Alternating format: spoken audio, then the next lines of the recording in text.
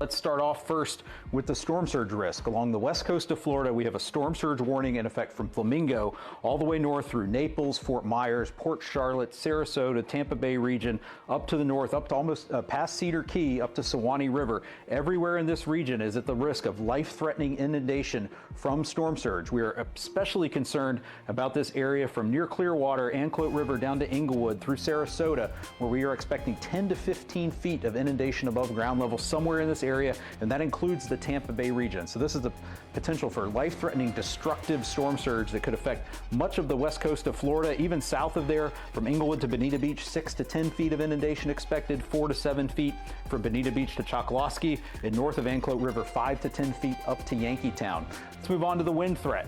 With Milton expected to make landfall along the west coast of Florida tomorrow evening or very early Thursday morning as a powerful and large major hurricane, we're going to see an extensive risk of hurricane force winds across much of the Florida peninsula, the central portion of the peninsula, not just in the landfall location along the west coast where we have that hurricane warning in effect northward from Bonita Beach up to the Suwannee River, including Tampa Bay, but we have that hurricane warning also in effect for places like Orlando, Ocala, Melbourne, up to Palm Coast and St. Augustine, across the interior of the I-4 corridor over to the east coast, where we have the potential for destructive hurricane force winds. In this region somewhere we'll see widespread power outages, significant structural damage.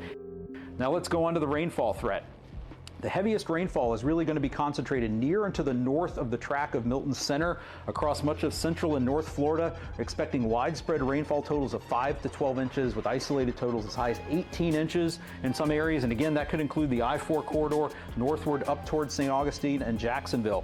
In terms of the flooding risk, we have a high risk of flash flooding from Wednesday into Thursday, including the Tampa metro area, Orlando metro area, Ocala, up towards the Daytona Beach area. This is that where we're expecting to see significant risk of life-threatening flash